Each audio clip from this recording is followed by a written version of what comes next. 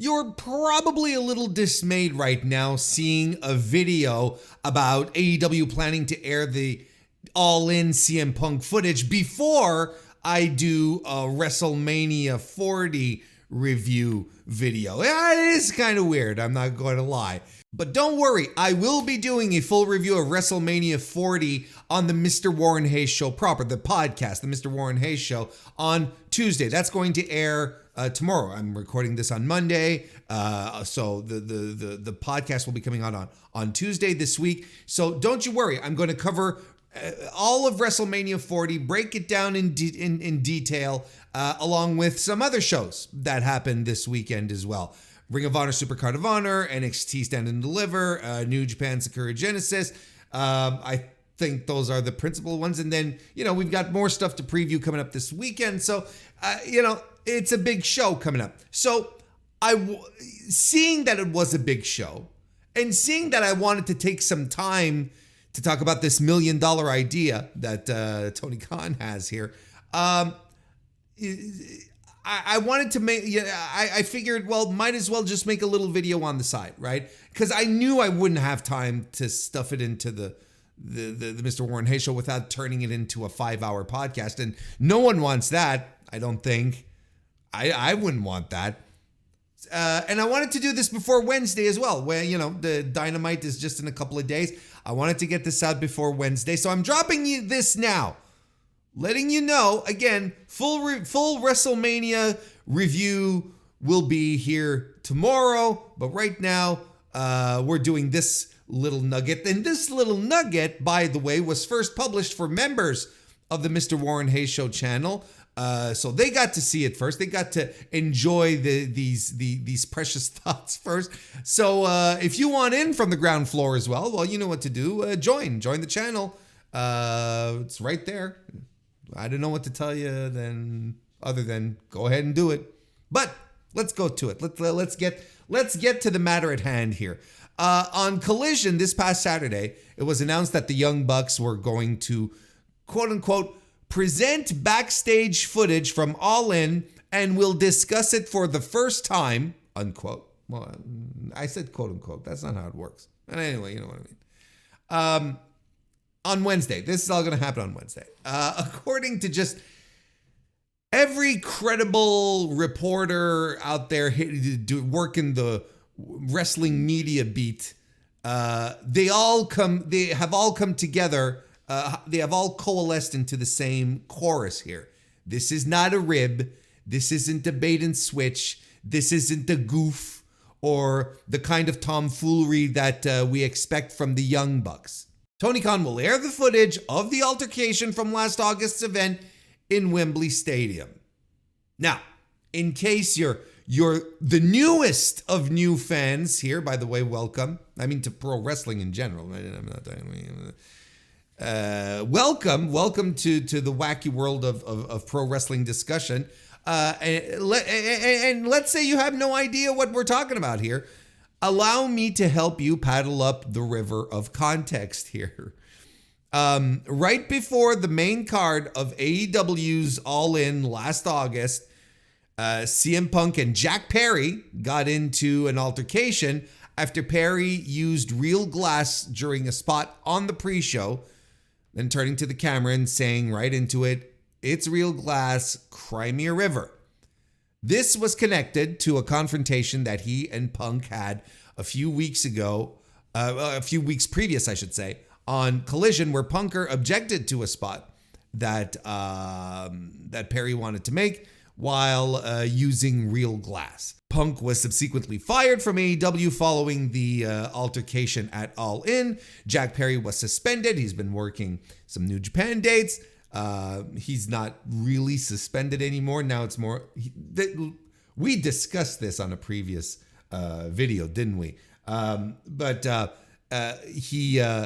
He is no longer officially suspended. Like, it's a kayfabe suspension at this point as far as AEW goes. He was probably officially suspended for a while, but not anymore. Now, this is all happening, of course, coming off the heels of CM Punk showing up on Ariel Helwani's MMA Hour show, where he gave his side of the story. a side of the story which he had been giving regardless previously for weeks, months, talking to media, wrestling media directly, leaking things as the Punk camp. So this is where we're at. Tony Khan has decided that he's going to brandish this all for everyone to see. He's going to wave it like a flag. He's going to, as if he's staking his claim, or, like a rallying point, maybe more for all those who stand by him or whatever. This is what I think, ultimately. As you know, I am always here for chaos. And this is the kind of chaos that I love. This is the kind of stuff that I missed with years of WWE being the only show around. This is going to be great for the type of chaos that I just enjoy in pro wrestling. This is tremendous. So, my basic self is saying, yeah, this rules, Warren. You can rest assured, though, that Tony Khan would not be doing this if he didn't feel legally bulletproof, right? He's either completely legally in the clear to do this, or if he's not, the legal team has probably told him that even if Punk has some kind of resource, AEW would unequivocally beat him in court, right? So, CM Punk, he likes the litigation, right? He doesn't hate that. And, like I said, CM Punk has been telling his side of the story for months on this part, and it's the only one that is truly on record, because throughout the entire ordeal, AEW has been silent about it. And I'm talking going all the way back to Brawl Out, right? The Elite, the Bucks, Tony, everyone has been silent on what happened during this entire period. No one leaking to the media, no one talking to media. The Bucks just completely shut up. Like, their thing was like, we don't want anything to do with them anymore, so we're done. And they were completely done, and they're just like stonewalling everything.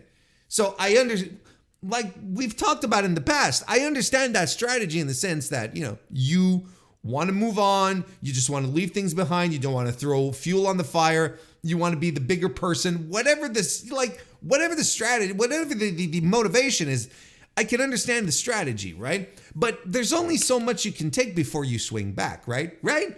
You can only go so far before you can only take so many hits until you can't take it anymore and you have to swing back.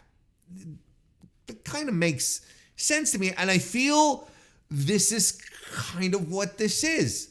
Of course, like we said, this is,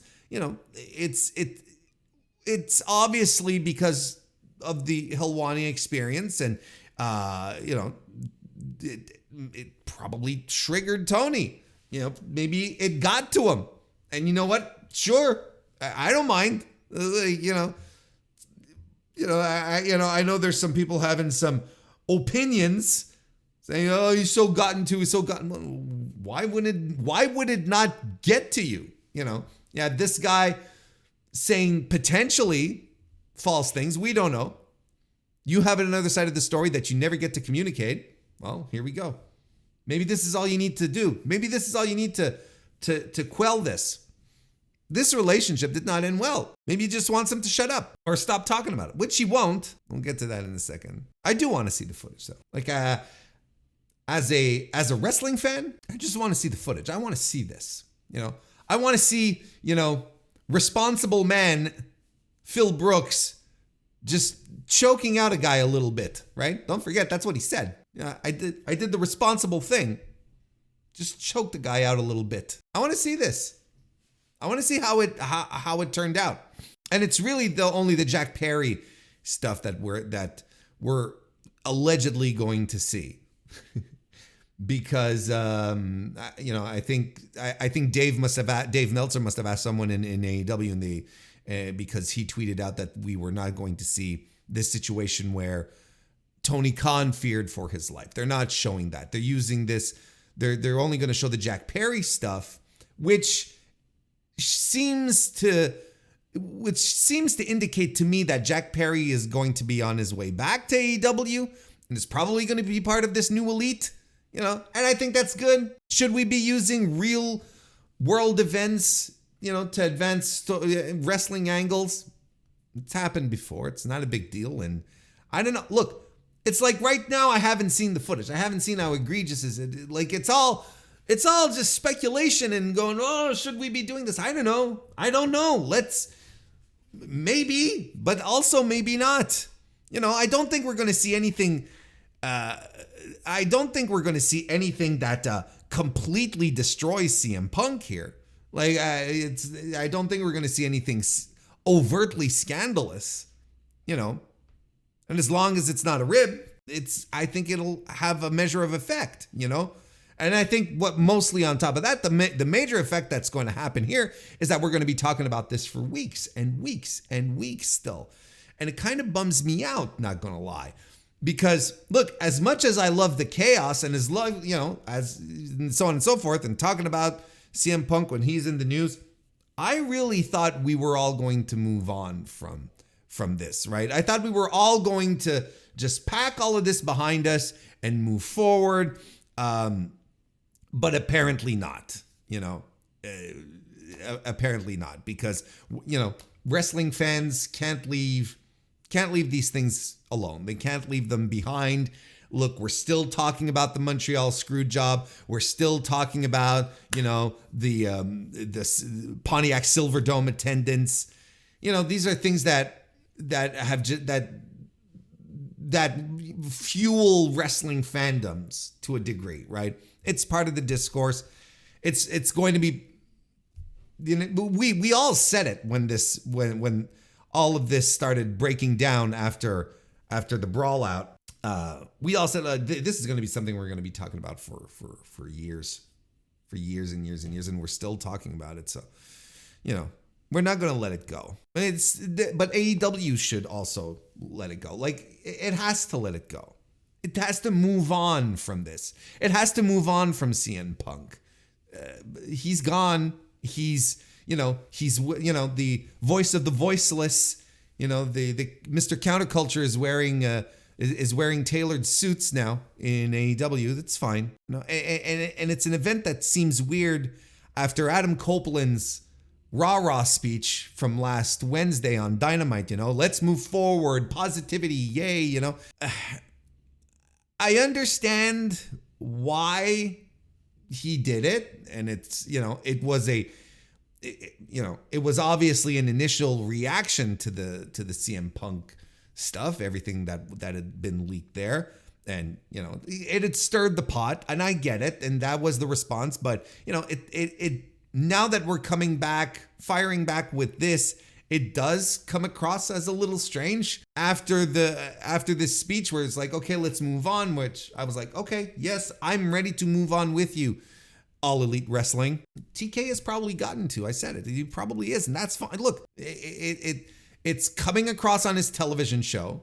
It's not the first time that a major wrestling promoter or creative director or high official, whatever you want to call it, gets gotten to and does, publicity, not publicity, but does stunts like this, to garner attention. Vince and Ted Turner, for instance, just off the top of my head, they're the newspaper articles. Eric Bischoff challenging Vince McMahon to a fight. It's not the first time, but, I can't help but wonder if AEW fans now are just fatigued. Fatigued of the constant probing and prodding, the constant discussion about the failure of AEW, which it is not a failure. The no milli ratings talk, the attendance talk, which I'm part of, but at least I'm not trying to tear it down and tear them down in the process. But and no stories. Oh, this sucks. Like, I can't help but think that AEW fans are maybe a little fatigued from just the bad vibes, I guess. And I can't help but think that however this goes down, that there will be no winners here. Again, I'm going to completely reserve my true to form final thoughts here. These are just anticipating thoughts, but my final thoughts once we see everything.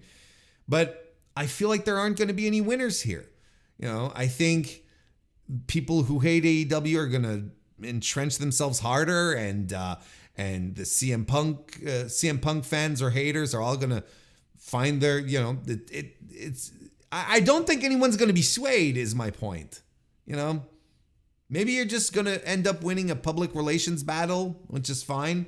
But at what cost? I don't know what kind of damage could be done here. Unless it is really terribly damaging evidence. You're not swaying CM Punk fans from being CM Punk fans. And I don't think anyone's going to, the CM Punk haters are just going to become more emboldened, and the AEW haters are going to become more emboldened. And who wins? And again, I think that fans are a little exhausted by all of this.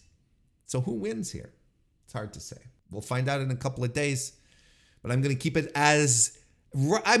nice and tidy here, and I'm going to wrap this up right now. Thank you very much for listening. Keep in mind, I'm going to be back with a full podcast, the Mr. Warren Hayes Show, tomorrow, Tuesday, April 9. We're going to break down WrestleMania 40 and a bunch of other shows that happened over the past couple of weeks. Thank you, everyone, for listening, and I'll see you next time.